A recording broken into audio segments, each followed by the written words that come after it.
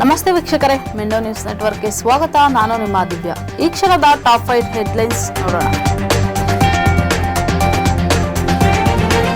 Chamarajanagar oxygen ದುರಂತ ಮರು ತನಿಖೆಗೆ ಸಂತ್ರಸ್ತ ಕುಟುಂಬಸ್ಥರ ಆಗ್ರಹ.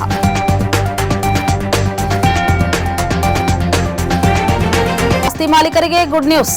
ಅನಧಿಕೃತ ಕಟ್ಟಡ ನಿವೇಶನಗಳಿಗೆ ಬಿ ಖಾತಾ ನೀಡುವ ಅವಧಿ 3 ತಿಂಗಳು ವಿಸ್ತರಣೆ. ದೇಶ ಕಾಯೋ ಯೋಧರ ಮನೋಸ್ಥೈರ್ಯ ಹೆಚ್ಚಿಸಲು ಮೇ 17ರಿಂದ ಬೃಹತ್ ರಕ್ತದಾನ ಶಿಬಿರ.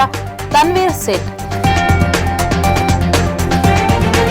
ಸರ್ಕಾರಿ ಆಸ್ಪತ್ರೆ ಎನ್ಎಚ್ಎಂ ವೈದ್ಯಕೀಯ ಸಿಬ್ಬಂದಿಗೆ 55% ವೇತನ ಹೆಚ್ಚಳ.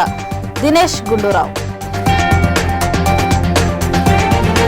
ಪಾಕಿಸ್ತಾನಕ್ಕೆ ಬೆಂಬಲ, ಟರ್ಕಿ ಸಂಸ್ಥೆಗಳನ್ನು ಕಪ್ಪು ಪಟ್ಟಿಗೆ ಸೇರಿಸಿ ರಾಜ್ಯ ಸರ್ಕಾರಕ್ಕೆ ಪಿಸಿ ಮೋಹನ್ ಆಗ್ರಹ.